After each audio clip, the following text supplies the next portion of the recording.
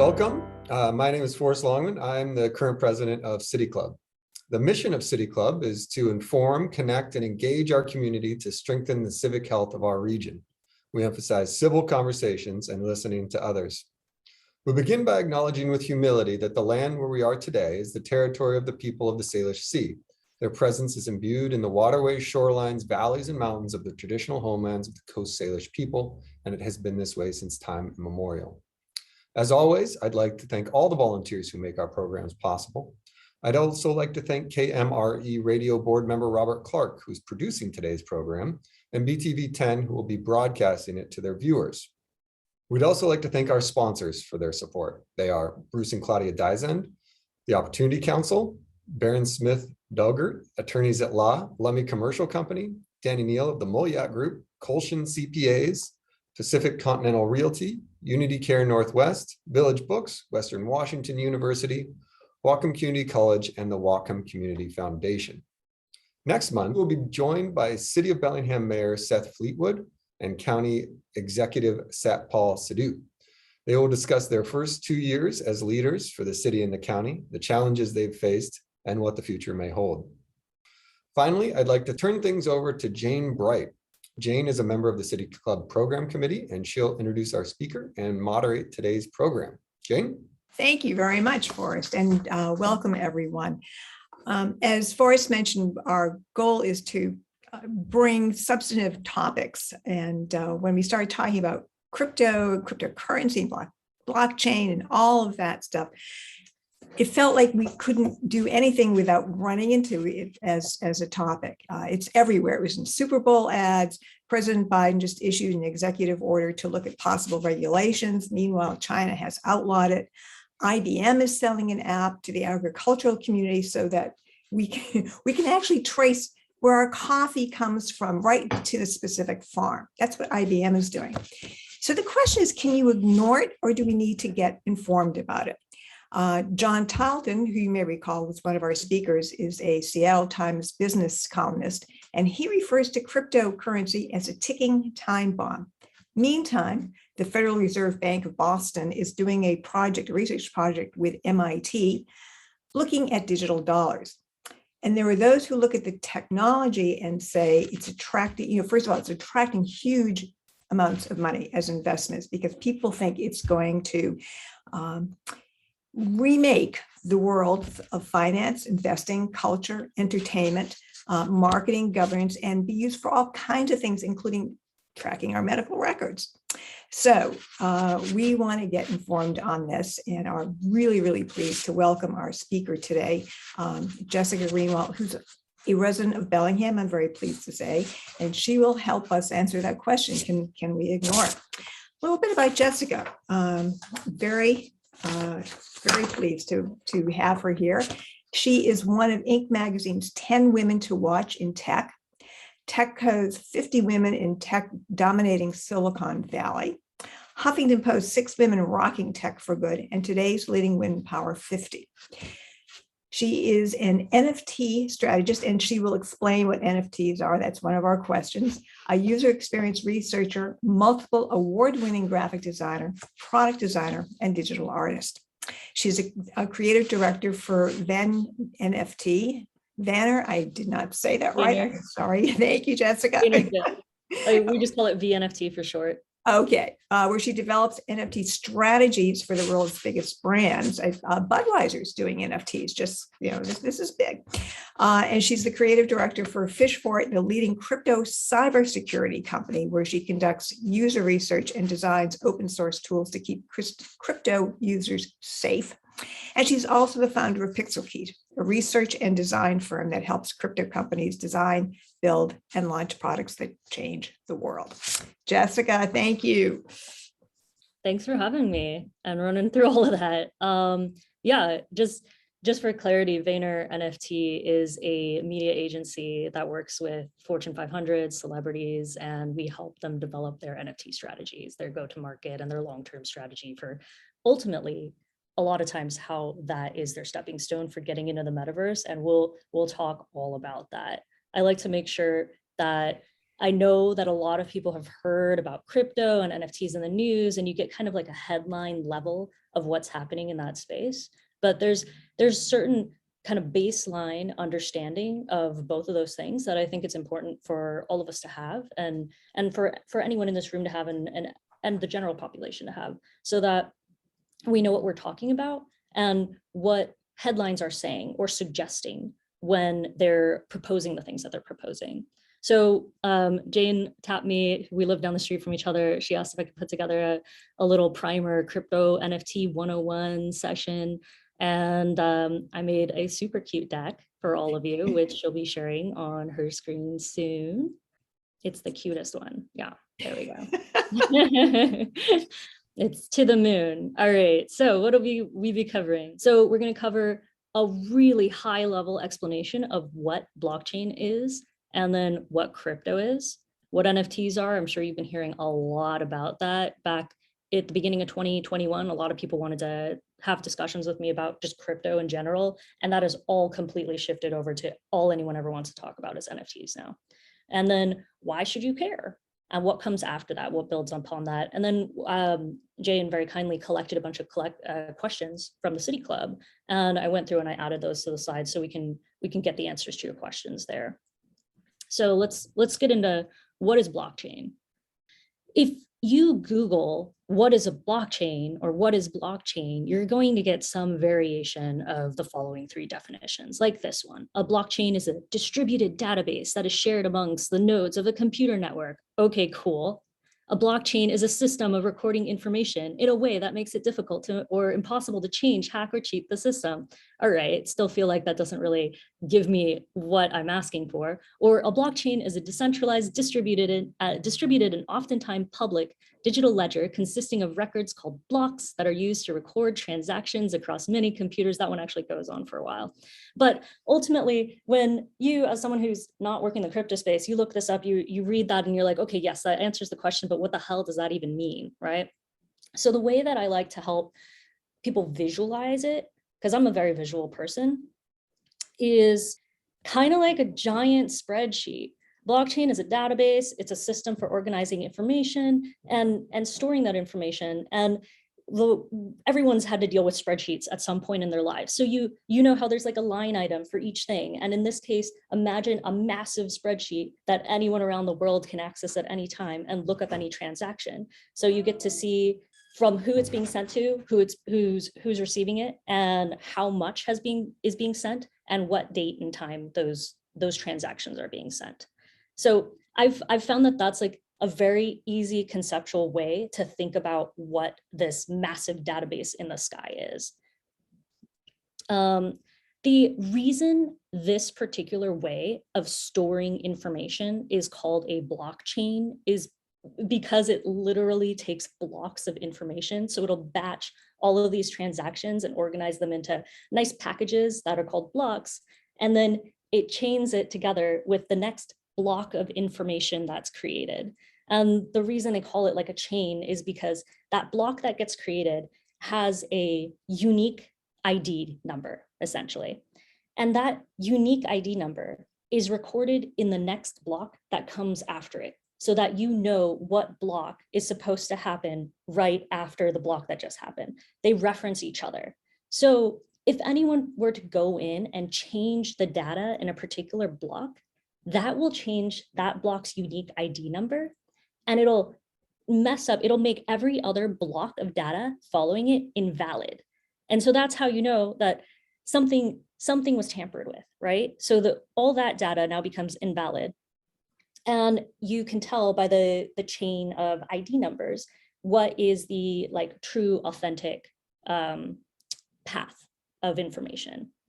The reason people are excited about this way of tracking information is that it's theoretically not hackable. It's a good way for storing documents that you can't go in and backdate or modify, or if you do, like everyone will know that it's not correct anymore, and then they'll default to the correct path of information. The other reason everyone gets really excited about blockchain is because there's no central authority.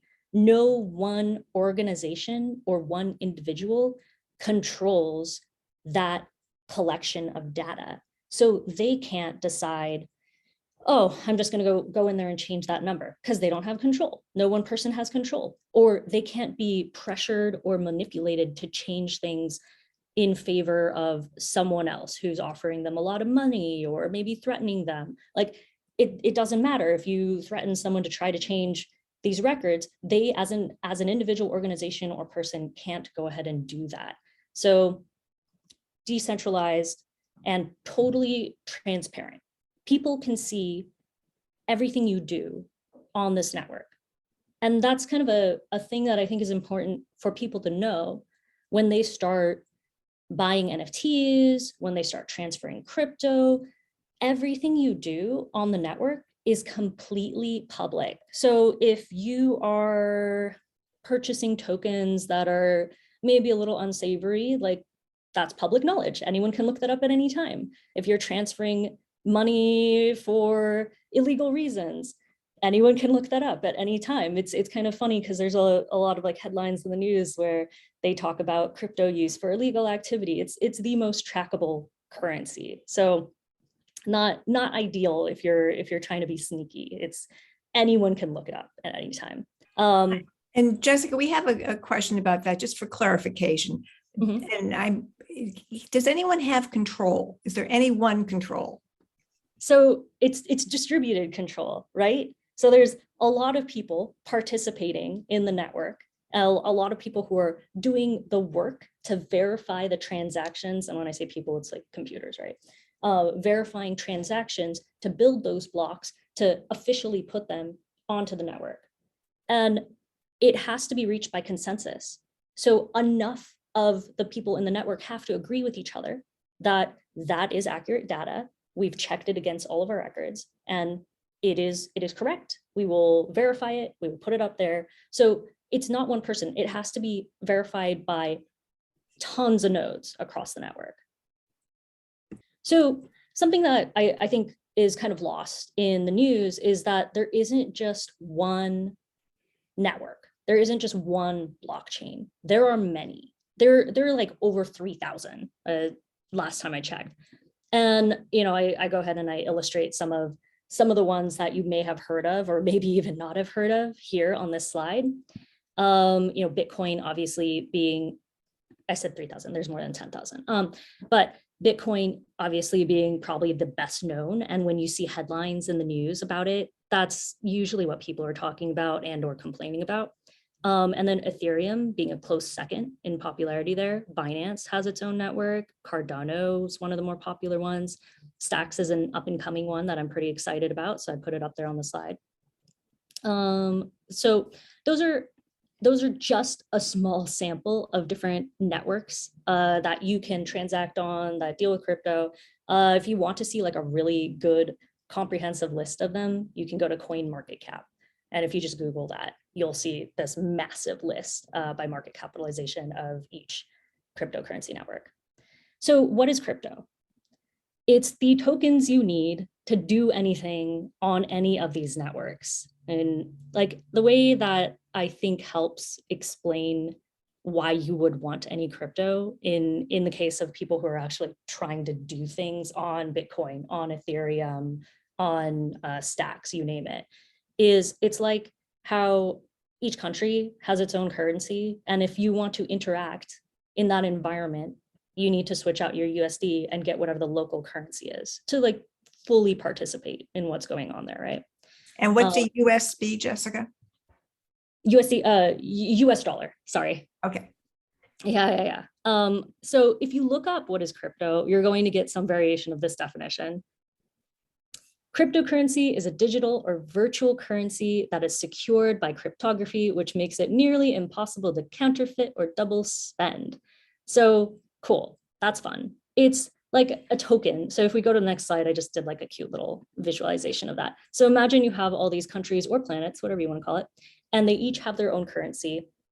So if you want to buy anything in Bitcoin land, for example, you need Bitcoin. If you want to do anything in Ethereum land, you need Ethereum. Binance land, you need BNB. Cardano, you need ADA. Stacks, you need STX, right? Like they each have their own token. And some of them have more usefulness than others. Like in the crypto space, if you're working in the industry, you usually need to have a decent amount of Ethereum around so that you can run transactions, so you can mint any NFTs, so you can move things around, right? Or you can participate with DeFi platforms. This kind of like brings me into what NFTs are, because crypto tokens, that's one type of token, right? Those are fungible tokens. And then what has been completely blowing up in popularity recently in just the past year are non-fungible tokens. So it's another type of token that is also in a blockchain network that are completely unique, and they're great for tracking things. And this is another one of those situations where if you go ahead and look up NFTs, you're going to get a variety of like kind of complicated answers to that. So if you look it up, here's like an example of a definition you'll get. A non-fungible token is a non-interchangeable unit of data stored on a blockchain, a form of digital ledger that can be sold and traded. Types of NFTs, data units may be associated with digital files such as photos, video, and audio, right? A lot of times that just makes people more confused than they were before if I were to go send them that definition.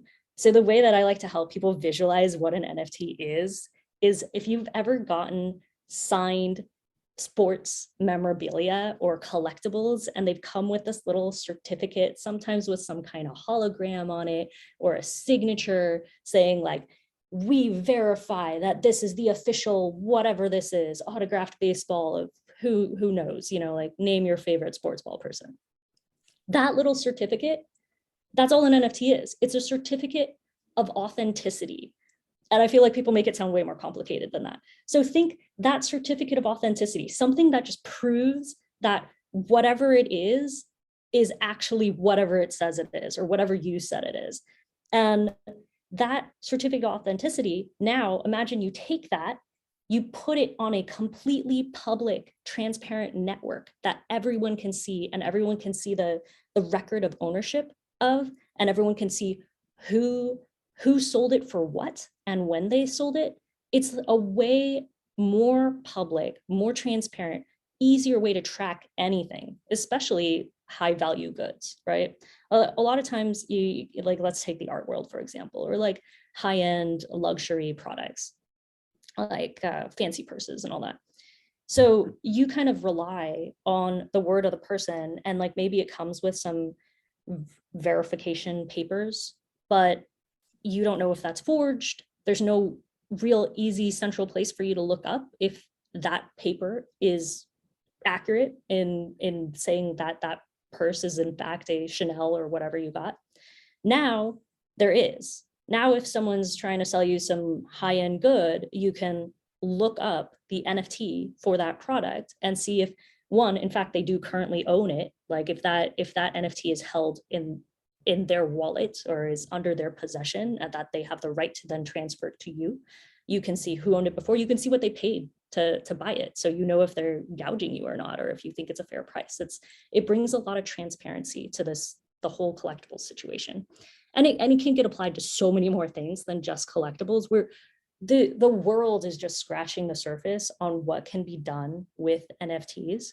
And there's a couple of interesting ways that people have been utilizing them now, aside from just digital art. I know that you've probably seen a ton of news articles about how people are using NFTs for digital art. And the reason why that was so exciting for a lot of people, like artists like myself included, is because prior to NFTs, if you are a digital artist, you produce something beautiful, you spent hours of your life into making this awesome, and you share it on the internet, then anyone can just go and copy that image and then post it. Sometimes people, without even asking your permission, they'll use it to help promote their products, right? They'll use it in their social media campaigns. And you as the artist don't get any compensation for that. Sometimes you don't even, most of the time, you don't even get credit for it, because people are kind of like used to scrolling social media, finding an image they like, doing whatever the hell they want with it, right?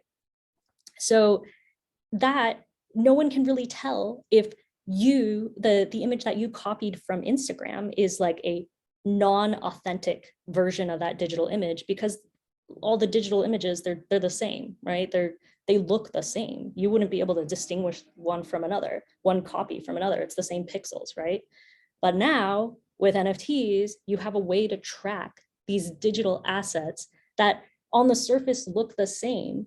But now if someone's saying they own something that they don't, you can prove that they don't and that they don't have the rights to that, or that the image that they're using is an inauthentic version of that image because there's no NFT backing it. The other really cool thing about that is in the NFT, in that certificate of authenticity, you can put a little piece of code as a creator, and you can make it so that anytime that NFT changes hands, so if you produce this beautiful artwork and the original collector decides to sell it to someone else so that they can use it for their purposes, that sale, you can get a royalty fee off of automatically without needing to be there, without needing to be involved in the sale at all. You don't even need to know that they're doing that. You'll just get a little chunk of change that hits your wallet at some point, and then you can check the records and see like, oh, it turns out Jill sold that NFT that she bought from me to Bob, and he paid $2.5 million for it, and I got like a 2.5% cut. Cool, right? It's a exciting time for digital artists right now. It's been life-changing for them to finally start to get some of the value from the work that they've been putting out there in the world. So that's what a lot of artists got excited about NFTs for, but there's so many other use cases. And I'm going to run you through a few examples of things that people are doing with NFTs that go outside of just that digital art tracking line of thought. So Flyfish Club, this, what we call dropped, it was released, it was put up for public sale not too long ago. My sense of time, it like things go by so fast that it's hard for me to keep track of. I think it was like just last month even. But they sold less than 3,000 tokens. They're little NFT tokens. And the idea is Flyfish Club is a private supper club. So if you've been to any kind of like private city club, you usually pay, like a few $1,000s, let's say $5,000 a year to be a member of that club. And then you get the rights to use their facilities, like go to their downtown building. It's usually a beautiful place, and you can invite your friends. You get like a limited number of people who you can bring in. So those private clubs, when you're done being a member of that private club, you just stop paying your $5,000 a year, right? Imagine if instead of paying $5,000 a year to keep your membership going, you just paid an amount of money up front, and now you own that membership. So if you want access to this club, you have to have an NFT. And if you have that NFT, that is your proof of membership to the club. And as the club grows in popularity and more people learn about it and they want to join, the demand for your membership increases as well. And because you own that membership, you can start to decide, like, do I like going to this club enough to turn down the offer for a few $1,000,000 to buy my membership from me? Like if it gets popular enough, people will start offering you money to take over your membership because they really, really want to be a member of the club. And if it's a super limited supply, that's how you get a token. You have to buy it on the secondary market. So Flyfish Club released like 3,000 passes to this private supper club, not even built yet. Their goal is to set up a restaurant in New York in 2023, and you still pay for the food when you go in the restaurant, just like any other normal private supper club. But if you even want to make a reservation at the restaurant, you need one of these Flyfish passes, NFTs. There were 2 tiers, and they were sold at around like $12,000 each. And they sold out in public sale in about 9 minutes and raised about $14 million. So it's an interesting kind of like brain bending example of what NFTs can do for people in the food and restaurant industry, because they're kind of used to hustling and talking to a bunch of individual investors and raising that money. And then kind of having a lot of stakeholders before they even get to open the restaurant. And then they saw this happen, and now like restaurants around the world are like, wait a minute, you're telling me like we can just get our fans involved and like have our members participate in the contribute to the actual building of the restaurant? That's wild. So that's one like example of using NFTs for real life in-person experiences and membership ownership, which is really cool. So Proof Collective, Kevin Rose, one of the most well-known angel investors, you might have heard of him. He has this podcast where he talks about NFTs and like drops some alpha for people. So people listen to what he says, like they follow along. They usually, if he talks about something, they're like, oh, I'm going to buy into that. So imagine you're listening to this money or information podcast and you listen to it because you want to get the information sooner than most people. So imagine if now someone pay gated that and said, okay, you're used to getting this information for free, but we're going to release that information first, earlier, to the people who are holding this pass. So they released something called the Proof Collective. They dropped a few NFTs and it was like about 1,000, it's 1,000. And they sold out and they raised about $7 million. And that was just for early access to the same podcasts that people were used to listening to for free. So another way to kind of build a membership program over across content that was already being created, in an interesting way to incentivize people to buy the tokens. And I also just saw yesterday, I was reading an article on Forbes. And, you know, normally how they pop up that screen that's like, oh, subscribe, and you get to read the rest of this article. I thought they did something really clever where they popped up a screen. They didn't stop me from reading the article. Instead of stopping me from reading the article, they're like, if you subscribe, you will get the ability to purchase one of our NFTs when we release them. And I thought that was such a funny, interesting way to incentivize someone to pay for a news subscription, like a publication subscription. So you're starting to see NFTs as like the little carrot to get someone across the line to buy into whatever other services you're already providing. So the next example, World of Women. This is an important one to bring up because the space is very heavily male dominated. And over the last few weeks, we've actually seen, I mean, it is Women's History Month, right? March. We've seen a huge push on attention and actually increase in value in female-led and female-focused NFT projects. And World of Women is the leading female-focused NFT project. And this is more of your, I want to say traditional as you can be in this space. This is kind of when people talk about NFTs, this is the sort of NFT drop that they're envisioning. This is what they're reading about in the news. It's a collection of 10,000 unique characters, essentially. And you'll hear people say PFPs, that just stands for profile picture. And they call these projects PFP projects because a lot of people will buy one of these unique characters and they'll switch out their profile picture on social media with the character that they purchase. And they'll start to use that as a way to identify themselves. Like they associate with that character. So a lot of people try to find a character in the 10,000 collection that looks like them or that they feel like represents their vibe, you know, and then they will interact with people on social media now with this new digital face, if you will. So it was pretty common at the beginning for these PFP projects, profile picture projects, to release about 10,000 unique images. And the way that they're able to release that many unique characters, it's not like an artist is sitting there drawing 10,000 different characters. It'll take forever. What you do is you work with an artist, you collaborate with an artist to draw maybe like 20 something eyes, 50 different mouths, 10 different hairstyles, you know, like maybe 40 different accessories, 6 different outfits, you name it. Like you can choose however many of these you want to make.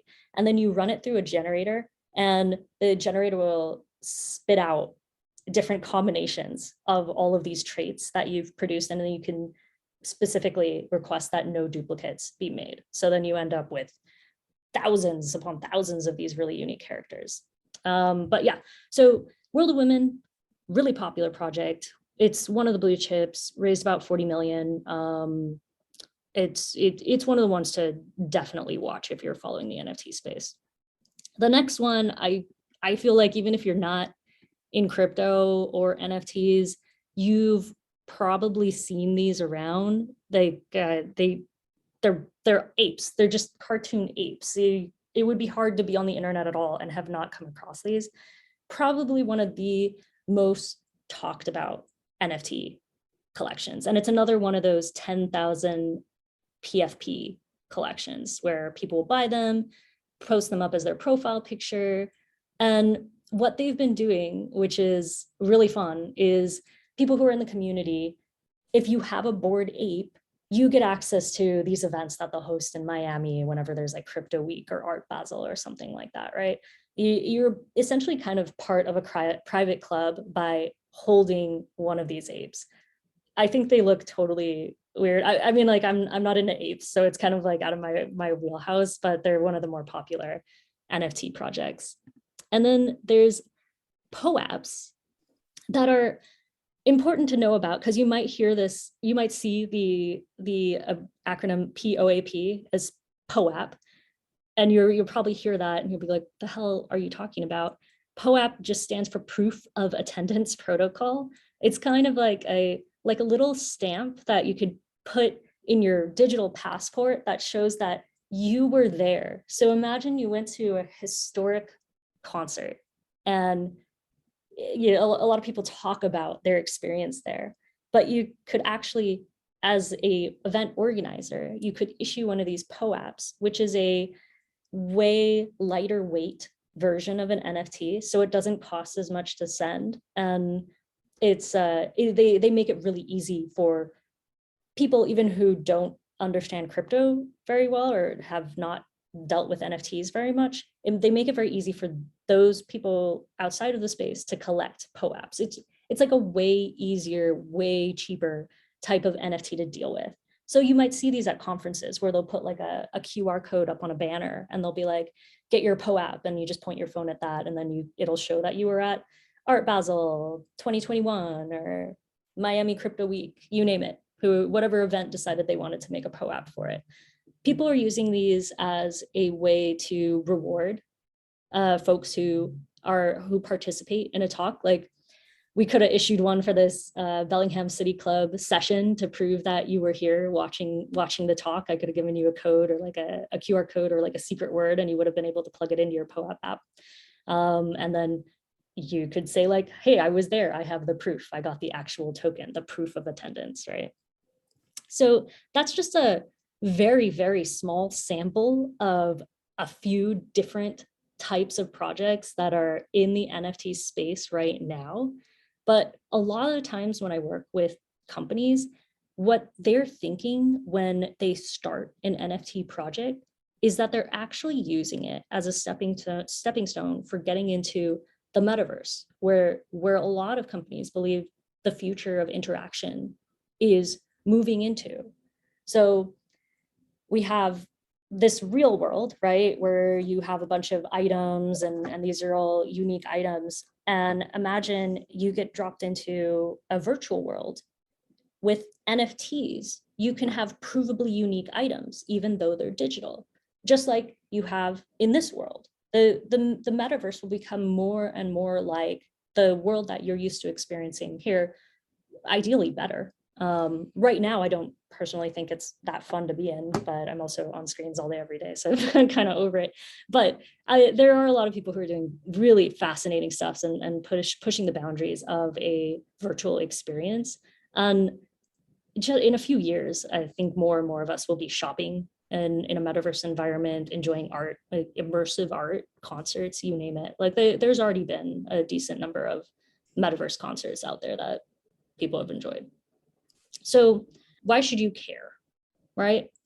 A lot of folks are kind of like sitting on the sidelines right now. They're reading the news. They're saying like, okay, someone sold a NFT art piece for $69 million. Someone else sold one for like $1.2 million. Cool. I still don't get it. Like, why should I care? I'm not a digital artist, or, you know, whatever, right? The thing is, all of these things that we're experimenting right now with NFTs and with blockchain technology, that's going to change how it's already changing how we interact with each other and how we transact, right? So if you're not paying attention, I think you're doing a real disservice for yourself. Like, imagine if this is back when the internet was just getting out there and you're like, I don't care about this internet thing. Like, what's the big deal? Why is everyone talking about this internet thing? It doesn't impact me. Turns out it impacted you, right? Like it changed everyone's lives. It completely transformed business, the financial system, like the way we do commerce, you name it. Everything is now on the internet.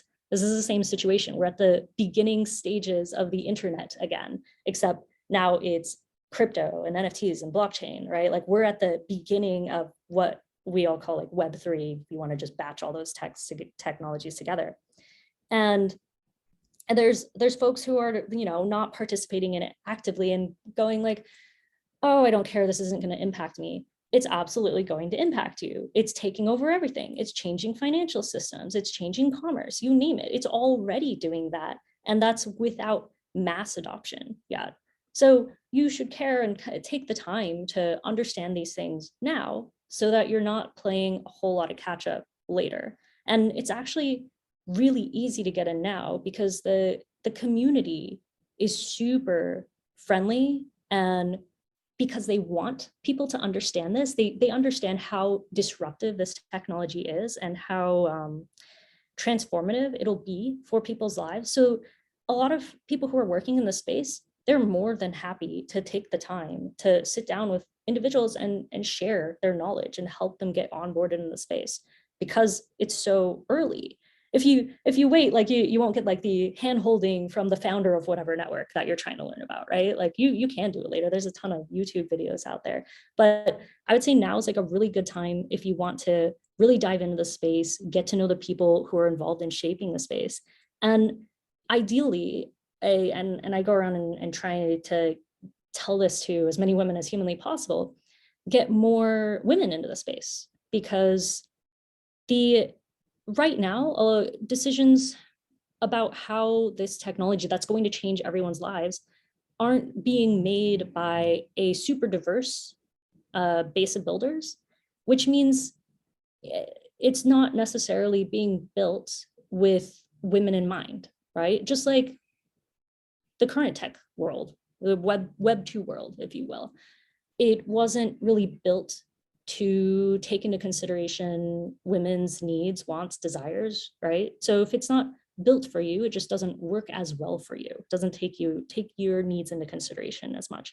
And we have an opportunity now to create a more balanced, more equitable foundation of technology that takes into account a broader audience, a more diverse audience. So get in now. Tell your sisters, tell your friends, like join the Web3 space. There are so many jobs opening up right now, even if you don't have a technical background at all. The crypto world needs marketers, they need lawyers, they need accountants, they need anyone who has skills in any other industry. You can hop over and jump into one of these jobs. Like there's ton being posted every day. There's a lot of money being invested in the space. They're hiring like crazy. There's absolutely a spot for you now. And if you get in, you can help shape this technology so that your voice is heard, your needs are met, and this technology can serve more people and people like you. So what comes next? I'm gonna take a breath. I've been talking for a while. I'm gonna get a sip of my coffee. Take a sip. Well, so actually on the what comes next, what I want to touch on is that with NFTs and blockchain tech, it gives creators the opportunity to capture more of the value generated by their work. So we're talking about digital assets that are unique, thanks to NFTs, that can be transferred into a metaverse environment, that a creator can get a percentage of every time it's sold, and that anyone can see where those assets are at any time. So Jeff, let me interrupt with a question about that, if I may. If I see a piece of digital art that I want to own, how would I go about finding out, number one, if it's for sale, who the creator is? I mean, where does one go to get this information? Well, there's a couple different NFT marketplaces out there. The one that you've probably heard of or you're most familiar with is OpenSea right now.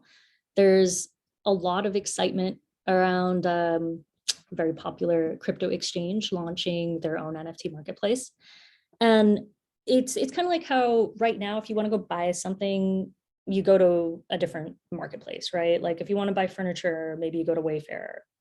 If you want to buy anything, you go to Amazon, like that. You pick a different platform that you want to be on, and then you shop within that. And you can very easily see what's available, what you can buy, what you can click the button to make an offer on. A lot of things you might see in the marketplace aren't for sale because people are holding on to those things if they truly believe that they're valuable and that they're expecting them to become even more popular in the near future. So if you are trying to get into a project or buy an NFT that is very popular and that no one has listed for sale, you're actually going to have to put up a offer to them, kind of like eBay, you know? So OpenSea would be your best bet to have the widest variety of NFTs to look at. But there's also platforms on other networks like HeyLayer, Stacks NFT. If it's helpful, we can share around a list of NFT marketplaces to the Bellingham City Club later. So Jane collected a lot of questions, and I tried to squeeze as many of them in here as possible. But before we dive into that, I just wanted to check in on the Q&A, see if I said anything that was super confusing that anyone would like some clarity on. I'm looking through this now.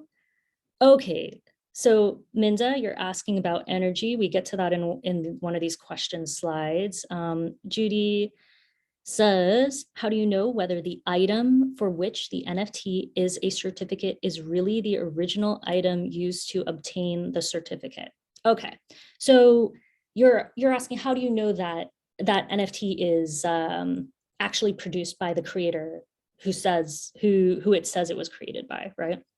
So in the, like, let's take the digital art space, for example, or any one of those example projects I showed you.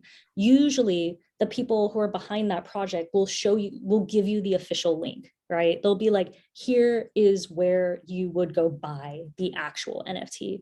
And any other link is just not the right one, right? Like there's still people out there trying to spoof sites, trying to list items that they don't actually have the commercial rights to, trying to pretend to be other people on Twitter and sell you these NFTs.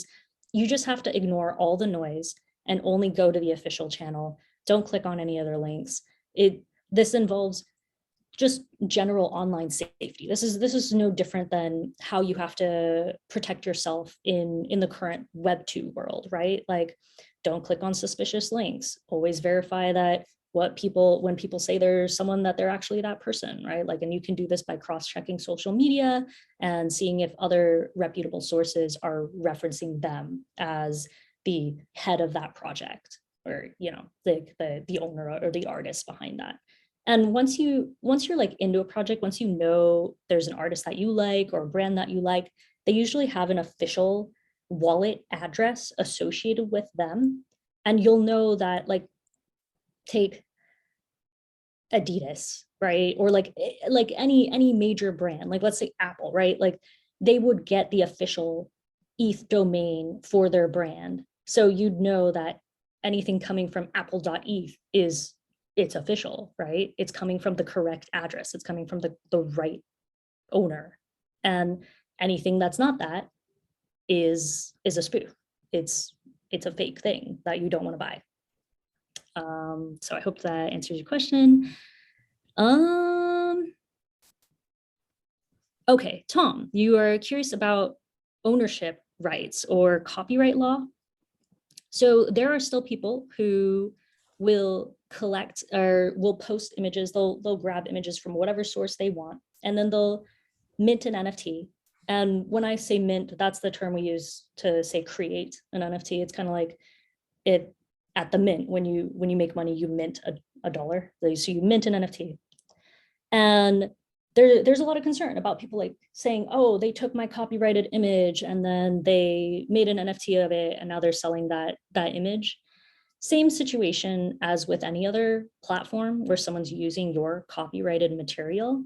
You can report it and get it taken down really quickly. And because now they're using a wallet address that's public, they can be flagged across multiple networks, and then just people in general. You can flag a wallet address to the entire community, right? And that's super trackable. Everyone knows to look for it and what to look for and knows not to purchase products from that wallet address.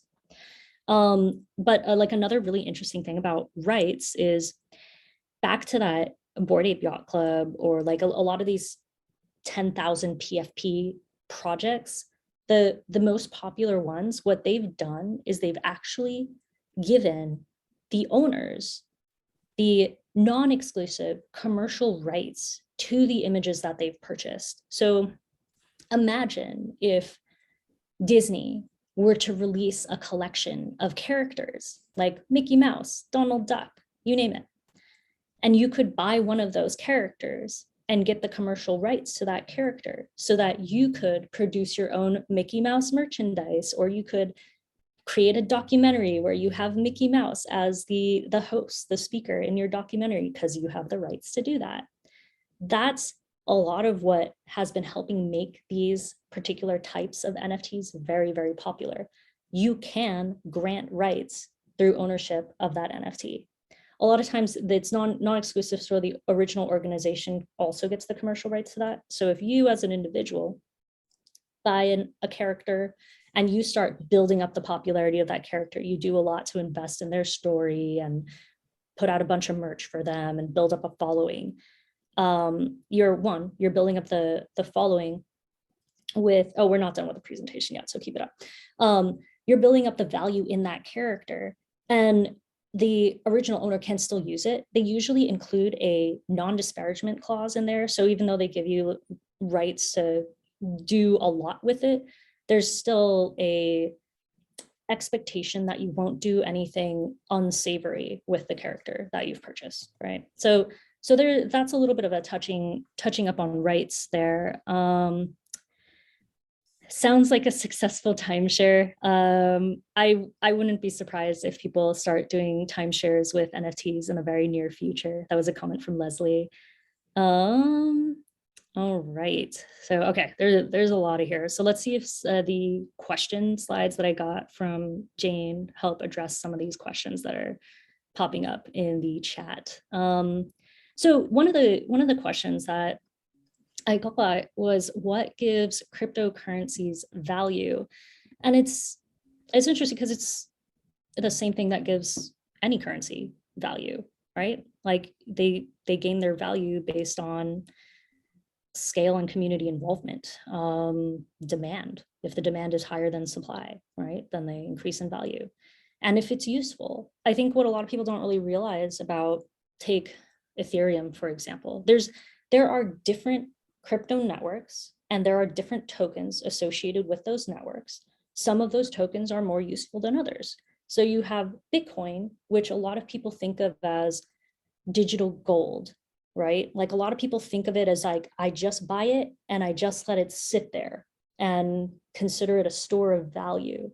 And then you have this other network, Ethereum, where people buy those tokens and use them. They actually use them to do anything in that environment. As someone who works in the space and has to mint NFTs all the time, like publish collections, drop collections all the time, I need Ethereum to do that. So when folks outside of space, they like kind of freak out if Ethereum drops dramatically, like a 40% drop, oh my goodness. If you're working in the space, you're like, oh my goodness, it's gotten significantly cheaper to do what I need to do, right? Like, because we're thinking of it as a utility. It's an actual tool that we need in order to carry out the things we want to do on the Ethereum network. And a lot of NFTs, a lot of the popular NFTs are on the Ethereum network. So if you want to buy NFTs, you're most likely going to have to get some Ethereum. If you want to produce your own NFTs, you're going to need your Ethereum. And if you want to participate in a lot of the other things that happen on the Ethereum network, you need that token. So there's a lot of utility behind that token. It's not just like a store of value, if you will. So what else adjusts the value of cryptocurrency? There's news that will impact that. And then there's also rewards for holding certain cryptocurrencies, and a lot of them actually. This is like a really crazy thing. And when I explain this to folks who are used to dealing with the traditional financial system, it's a bit mind-blowing. Because if you think about how you're expected to store money in the traditional system, like you save up a bunch of cash, you put it in a bank account, maybe like a savings account, maybe a CD to get a little bit of higher interest. And that CD will give you, I don't know, like 2.5% or whatever. Meanwhile, the value of your dollar is decreasing and you're getting like this very minimal reward for letting the bank hold your money. They're making money off your money and giving you very little in return for that. The crazy thing that you can do with a lot of cryptocurrency is you can stake it. And for the purposes of this conversation, let's just call it, you can deposit it. And you can earn pretty significant returns on that. There are platforms that at the beginning of 2021, certain tokens were returning 125%. And that's just for letting it sit there. And meanwhile, the token itself is going up in value. So the token that you bought is becoming more valuable and then making you more money by just sitting there in an account at a significantly higher rate than your US dollar is sitting in a low interest rate bank account. So Jessica, what about the volatility of in conjunction, say, with Bitcoin or Ethereum, because they go up, but we've also seen them come down. So when you talk about reward for holding, how do you factor in the risk side of that equation? Yeah, and I can't speak for everyone's risk tolerance, right? Like this is not for everyone. It is extremely volatile. I totally get that. I get why you might look at the space from the outside and be like, oh my goodness, this is all over the place. This is terrifying. I just don't want to deal with it emotionally. That's fine. We're so early in the space that it's unstable, right? And if you've been in the space and you've watched the trajectory of tokens that you expect to be there because they have actual utility and people are actually using them. I mean, there's a lot of tokens out there that they're complete garbage, right? Like, don't get into that. And there's a lot of people who are promoting tokens that are just nonsense. But if you're getting a token that people actually need to use for their job, right? You can feel comfortable about it being around. And as more people enter the space and need to use that token to do their job, the demand for it increases. The supply on a lot of these tokens is actually limited. Like, you can't just generate an unlimited amount of these. So the value tends to go up. And if you look at charts across CoinMarketCap, which is a great site to check out, you'll see that over time, the trend is upward for a lot of these. Even when you see these massive dips, it's still it grows significantly faster in value than most anything else, right? So could it drop to zero?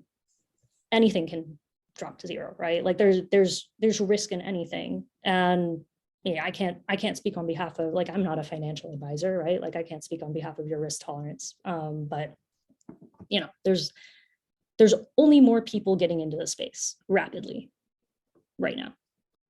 How does it differ from the US dollar? So this is a fun one. It's not, and this is what kind of makes some folks nervous, right? It's not backed by a government. It's not issued or backed by any central bank. It's easier to transfer large sums of money to wherever in the world you need to transfer it to, because you don't need to go through gatekeepers to do it. I would say it's easier to move around, right? And actually, I think this ties into, like, let's go to the next slide. It's how does it differ from gold? So again, if you think of Bitcoin as digital gold, it's, you can use Bitcoin at more places than you could walk into and use gold to buy goods and services, right? Like, you can transfer Bitcoin way easier than you could transfer gold, which is crazy heavy and super impractical to move around. Easier to exchange, easier to transact with. More and more platforms are making Bitcoin a way that you can pay for goods and services. Still, both are still considered a store of value. Let's go ahead and look at who's buying crypto. This is another one of the questions that we got. So very heavily male dominated, as you can see.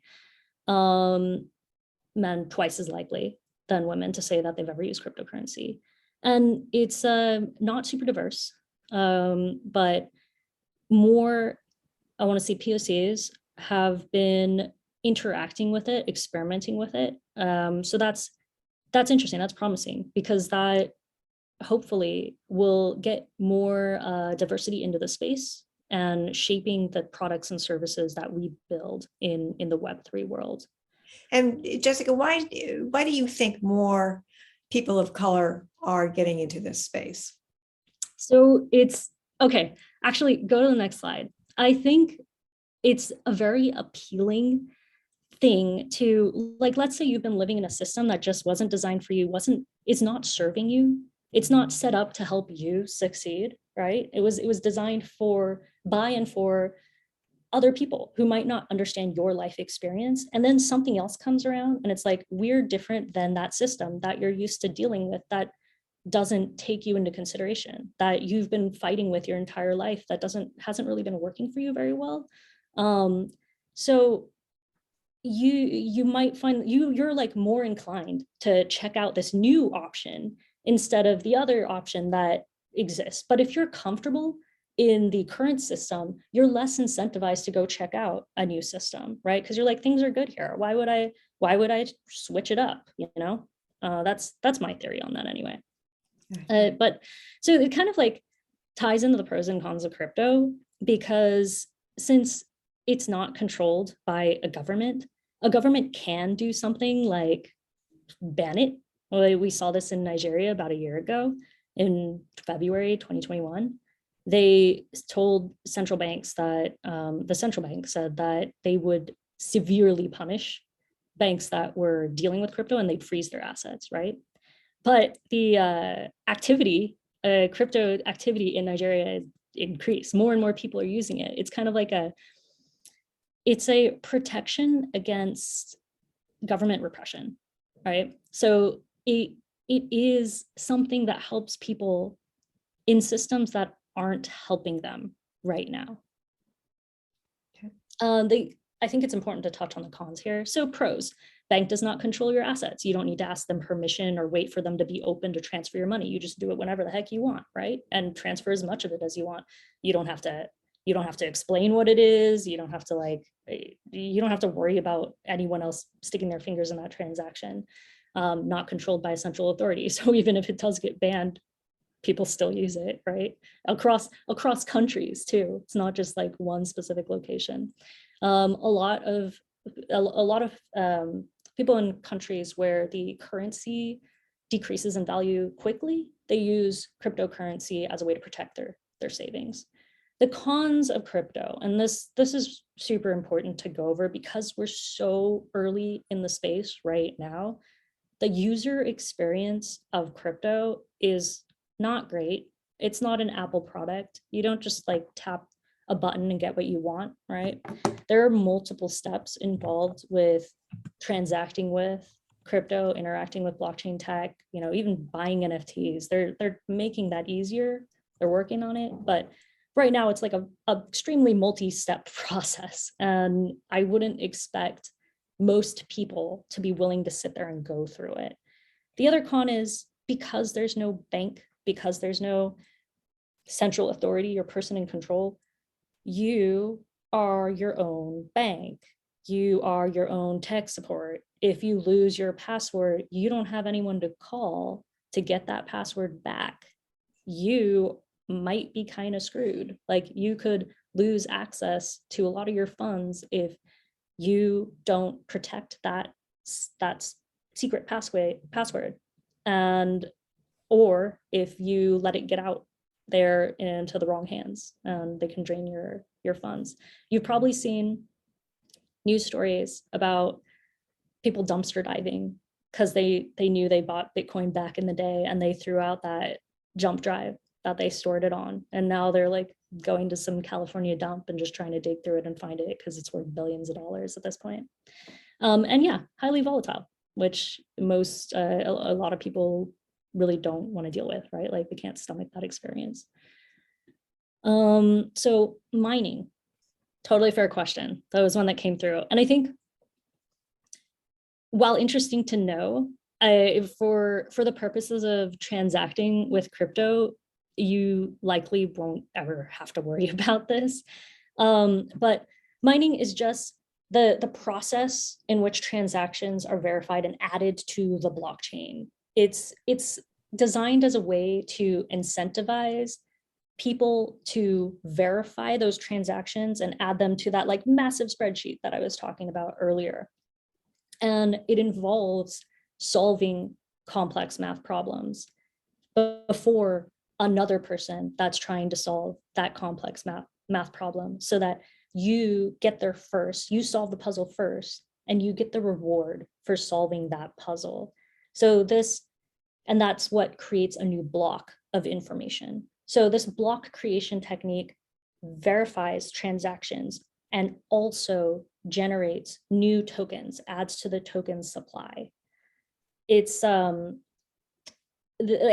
think like for our purposes, that's as much of a description you want to dive into that. Otherwise it gets like really technical and boring. Environmental costs is a popular one, and I saw that someone brought that up in the side chat. It's kind of wild because I see a lot of articles out there that talk about how damaging crypto is to the environment. And then as you see, like this headline I love, right? Like Bitcoin's going to consume the world's energy by 2020. As you can see, it's 2022. Bitcoin hasn't consumed the entire world's energy. Articles like this will often cite things like, oh, Bitcoin uses more energy than some countries. And guess what? So does Google, Netflix, Facebook, Amazon, any of these things listed here. Christmas lights, right? The cruise industry. And Bitcoin is mostly on par with the cruise energy as far as energy consumption goes, if you're comparing it to something on that list. And then I like this chart here that shows you in the context of global energy use, how much of that, how small of that Bitcoin is. It's a rounding error, right? So you have these headlines that kind of sensationalize the energy use of Bitcoin. And I'd like to note that they're talking about Bitcoin, specifically the Bitcoin network, which is the first network. It's like the oldest of the crypto technologies. So it's kind of like complaining about the fuel inefficiency of the Ford Model T, right? Like if you're driving around in a Ford Model T and you're like, oh my goodness, this thing gets terrible gas mileage. Don't drive that. Go drive a Tesla instead. There are new Bitcoin network or like new crypto networks. Go use something that's far more efficient, right? Like go transact on Solana, go transact on Stacks, whatever. You don't, if even knowing this, even knowing that the headlines are kind of extreme about Bitcoin's energy usage and don't take into context all of the information around that and how it uses underutilized energy sources. Like, let's say you don't want to dig into that and you're just like, okay, it just uses a lot of energy. I don't care. Fine, use a different network. It's okay. There's new technology now. Things have advanced and things continue to advance very rapidly.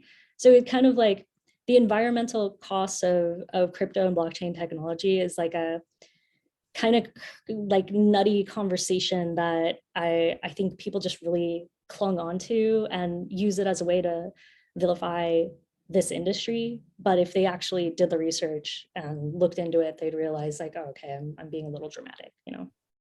Yeah. Yeah, so those those were the questions I pulled from the Bellingham City Club list. And I know we have some more here in the chat and we still have a little bit of time. Like there's a my Twitter handle on there.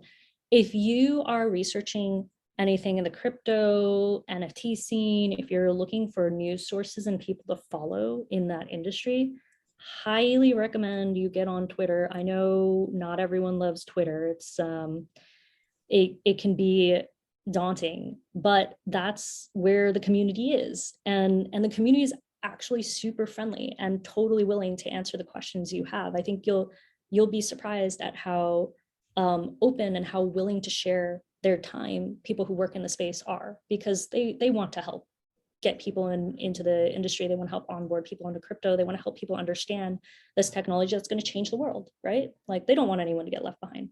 So it's a really tight-knit, super collaborative, super friendly, super informative community. You can really just hit anyone up on Twitter and not feel uncomfortable about it. So if you have any questions, feel free to tweet me. You can tweet me publicly. It's probably the most efficient way to get a hold of me. You can also DM me if you're not like a public question asker. Totally cool. So Jessica, how do you respond to the people who say this is a bubble? And, there are a lot of people who are very concerned that we're going to have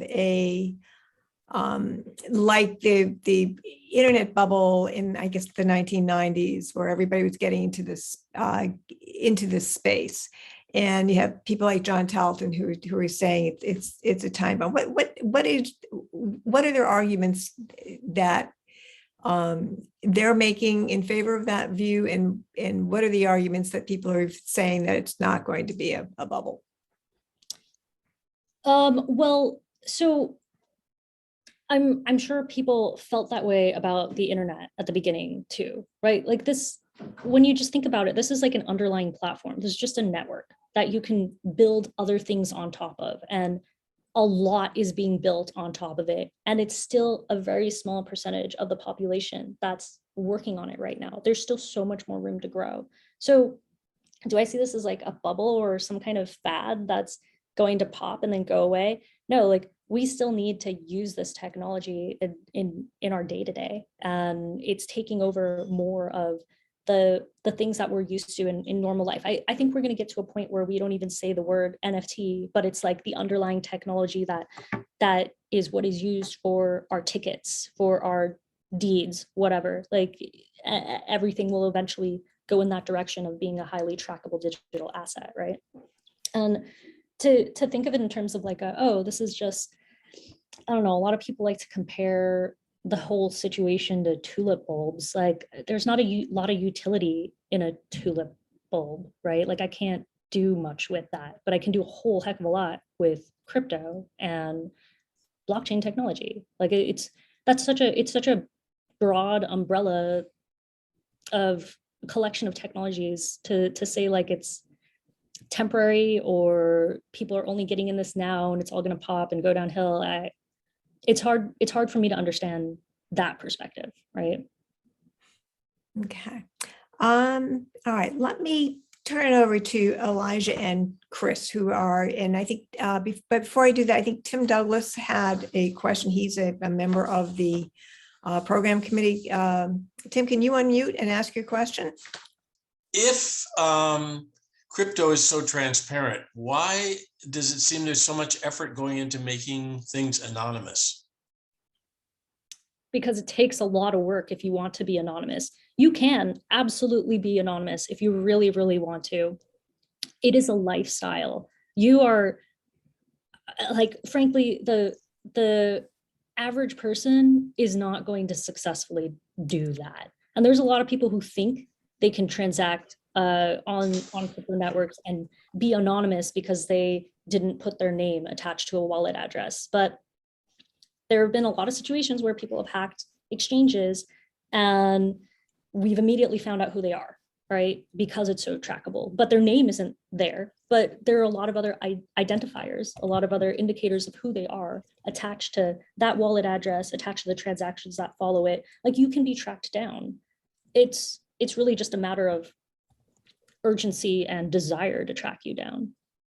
But do you ever talk with people who really want to be anonymous and understand why it is that they think they need to be?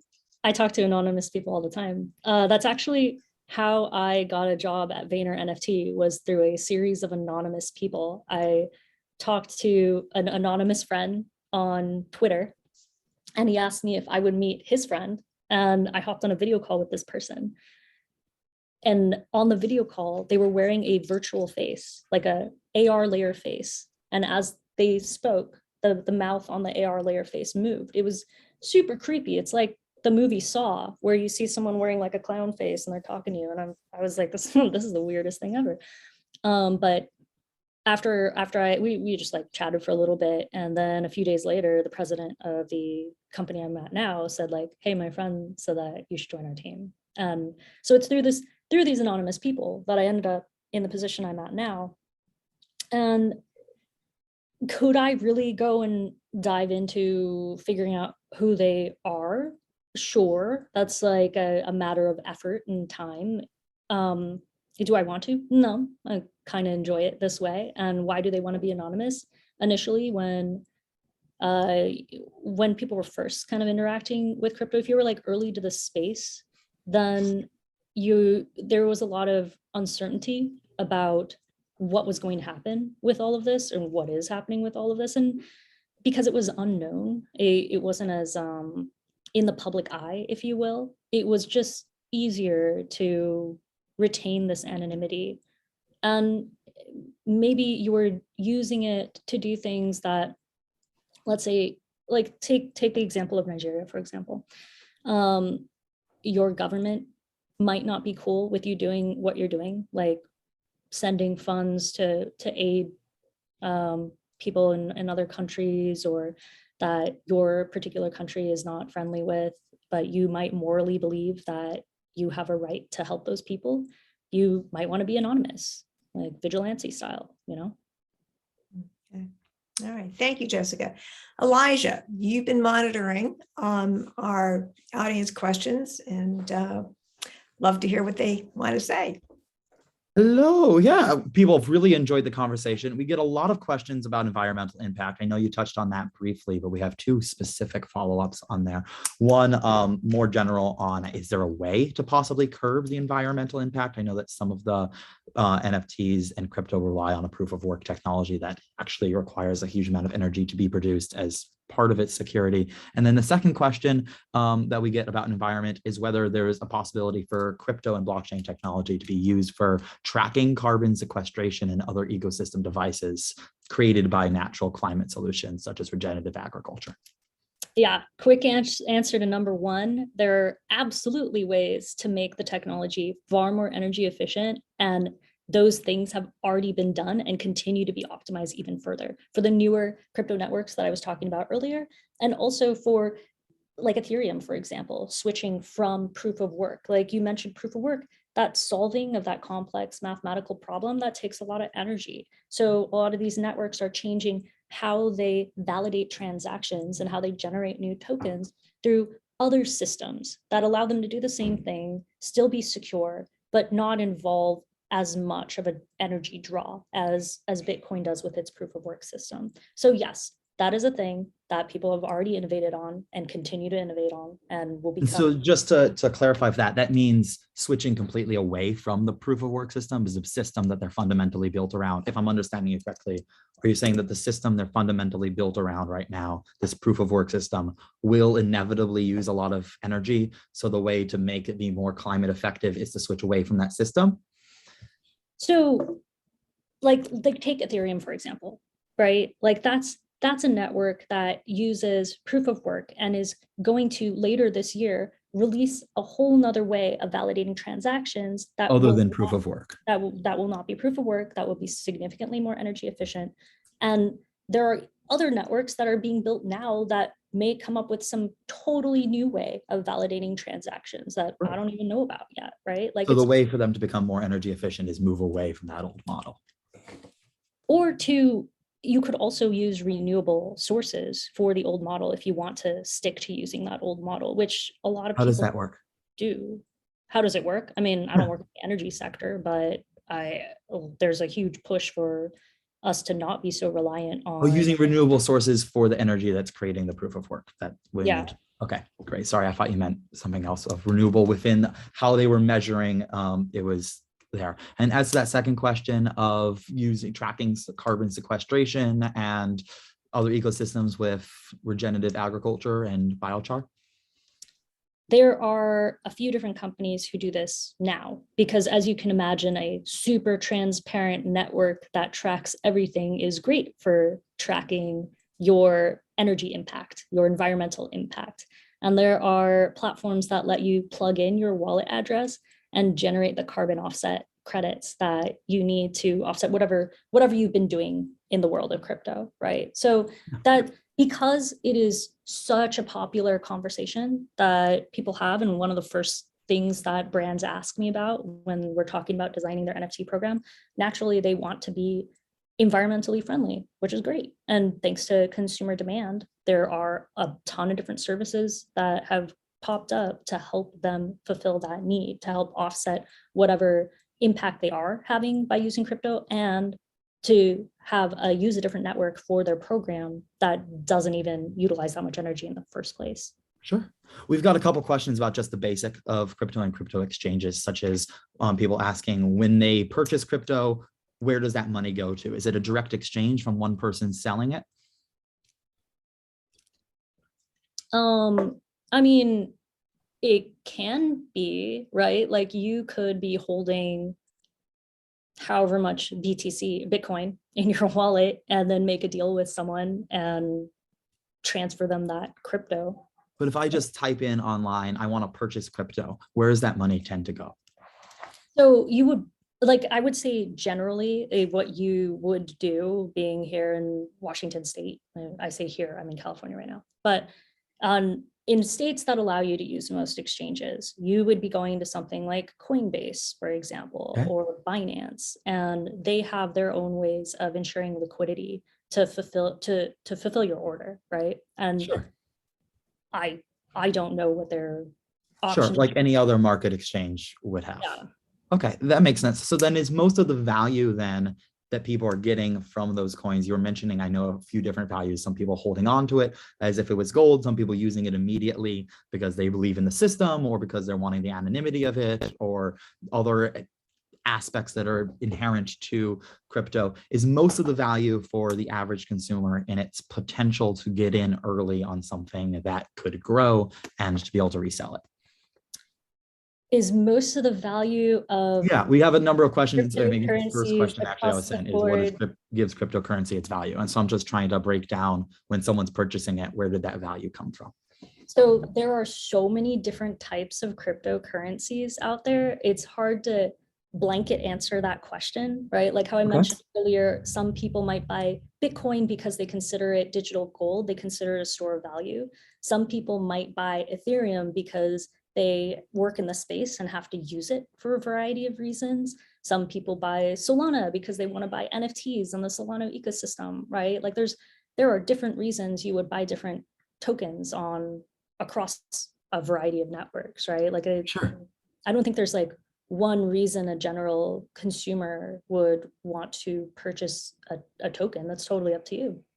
Okay, we have a number of questions then that I want to loop back to that, but I want to get to a couple of these audience ones I think are going to help with that. A number of questions about if the US government is considering regulating it or whether that would be helpful to be able to provide some kind of stability and back up different cryptocurrencies with real world assets. They're definitely talking about regulating it. As Jane mentioned at the beginning of this call, do we know how that's going to impact things? I mean, I don't know what they're going to do because I don't work in government. But we've seen what happens when other countries try to regulate it and how people go on about their business as if nothing ever happened. And sometimes crypto usage even increases if a government bans a token. So who knows what will happen, right? There's what the government wants you to do. And then because they don't control the network, there's what actual people do. And that's because it's inherently decentralized. Mm-hmm. So that inherent decentralization, is it like creating a avenue that's always available for anonymity? is it creating an avenue for anonymity? Yeah, Again, there's no central, in order for me to open up my checking account, I had to go to a physical bank, show them 2 different forms of ID. They had my address. They had to know that that address was really there. It's not anonymous. And then if I spend money, while I can withdraw with cash, which is somewhat anonymous on an interpersonal level, if I spend money, that's fairly easily traceable. I don't know where that centralized authority is. And you seem to have said a number of times there isn't one. So does that always provide an avenue for anonymity, or is there a way to avoid that anonymity and create real traceability? I know you said it's traceable, but real identifiability might be a better term. technically, you could have anonymity in the current system if you really wanted to, if you were very clever, right? Is it easier to be anonymous in the crypto Not world? legally. Like, I can't open up a bank account under a fake name legally. Well, so there's a difference, right? Like, there's legally, if you sign up for an exchange in the United States, you have to go through a know your user process, right? Where you give up identifying information. If you are not purchasing crypto through an exchange and you are getting it through some decentralized platform like a DApp, then you could have a anonymous wallet and you could transfer tokens to it and not have that connected to your identity, right? But then you end up in the situation where eventually you might want to cash out some of those funds or use those towards a purchase that will hint at your identity, because it'll give up the whereabouts when you made that purchase, what was purchased, and like it's really easy to track, right? Okay. And again, being anonymous that's like a whole lifestyle. That's your full-time thing if you're actually serious about being anonymous and doing it proper. Okay. I want to move on just a couple other audience ones. There was a couple questions going way back to when you're mentioning other uses of crypto, specifically with NFTs and creating like member lists and clubs and new communities around them. We had a question from Dan, who's on our city club, about the Fly restaurant that you mentioned, that Flyfish user Club. club, and how you're able to have this virtual membership into there. I was wondering, and I know Dan was wondering about, how does that differ from other versions of membership roster, and why is it something that has to be done via NFT rather than just calling up the restaurant, purchasing a stock in a normal way, a bond in a normal way, or even just calling up and making a credit card purchase that you're then on their membership roster? Yeah, I mean, you could open up a club without NFTs. Obviously, people do it all the time. Why would you do it with an NFT? What if you want to reward the people who sign up for your club with ownership of their membership? It's giving people ownership. The whole Web3 world is about ownership over those assets. Like, you, as someone participating in these networks, you can actually own the digital goods that you interact with now. Whereas in the Web2 world, like, maybe you play a video game and you have this asset in the game. You don't own that. Sure. But if you bought it as an NFT, you actually own it. You could resell it. Like, Sure. you're playing a game with like a really cool race car that you designed and built in the game. You could drive that around and then you could sell it. And you could resell the NFT for that race car. Yeah, and then the next person could Yeah. use that. So then that's really, really cool. I have a lot of friends who are artists and we're really excited about that. I know we have a question from Tom actually specifically about that. And Tom was asking if we could talk about the copyright law with that. So it's one thing for me to be able to own the asset on that digital race car, but are you still able to take a screenshot of that race car and still have the picture of it? What's the difference between actually owning, and what's the tangible value between owning the NFT asset to that asset? And how much does that interplay with current copyright law? Can you still, for example, put up that picture of that monkey, even if you don't own the NFT for that monkey? And if you can still do that, what's the value then in owning the NFT for it? If at the end of the day, you get the same digital asset. Sure. Well, just to finish the other thought, why you would have people actually own their membership is so that they can participate in the increase in value of that membership. And that it's something that they can resell later to whoever they please, right? Like, it's you being comfortable with giving up control and putting control in whatever you're building into the hands of the community that you built it for. So giving more people a say in the experience that is being shaped for them. With regards to copyright of that sports car, for example. Can you screenshot it and share it? Sure. But if you don't own the NFT, then you're just like, people know because it's public record, and you just look like someone who's trying to pretend like you own something that you don't. Okay, I guess that makes sense. So just to really quickly clarify it, does the NFT usually come with copyright? Is someone still able to use that image like in a presentation or on their website, even if they don't have the NFT to it? The Under like NFT fair use doctrine, with- as you would with something else? Sure. The NFT comes with whatever rights the creator decides to give in that NFT. Like, Okay. as a creator, I might decide that I want whoever purchases this NFT from me to have commercial rights to do with as they please, reproduce it, use it for promotional purposes, for business, whatever. Like, I want them to have free reign. I can write that in to the contract for my project. If I don't want them to have those rights, I can write that in too. It's totally up to creators. Creators have a lot of power in this Web3 world.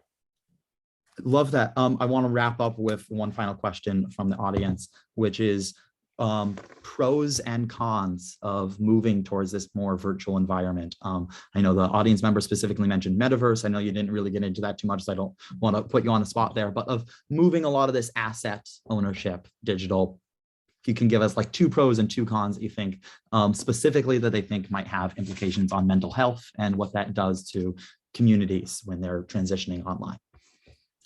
So pros, you can get more people involved in a community who are in other geographic locations. You can help them interact with people in a way that they can't just sitting like we are in this Zoom call, right? Like, I'm not in the same room with you. I don't get to see everyone's face. I don't get to see how everyone's reacting right now.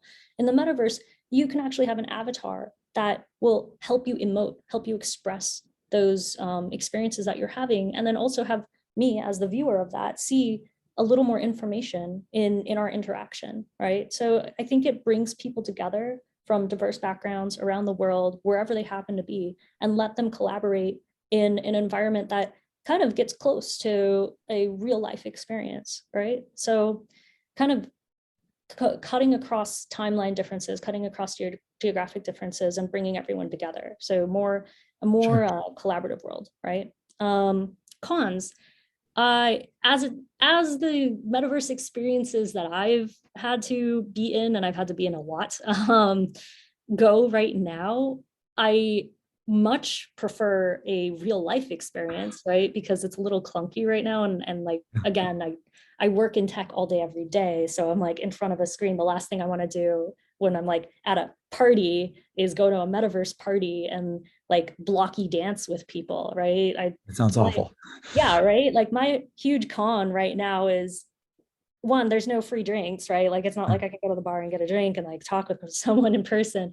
And then 2, it's not as an immersive experience. It's missing a lot of the things that you get from a real world in real life experience. But sure, obviously technology is being created to fulfill those holes and eventually get us to a point where it will be as good, maybe not, if not better than a real life experience, because you can do things that just aren't practical or possible in a physical environment. And thank you so much. Yeah. We are actually over time, and I want to thank Elijah for wrestling with the wrangling the questions, and also Jessica for a very interesting presentation and a lot of information that we're all going to process, I think, for quite a while. So thank you so very much. And thank you to all who attended today. Yeah, and don't be shy. Go ahead, tweet me on Twitter. I'll respond as much as I can. I'm always happy to answer any questions. All right. Thank you. Thank you all. Bye. Bye-bye.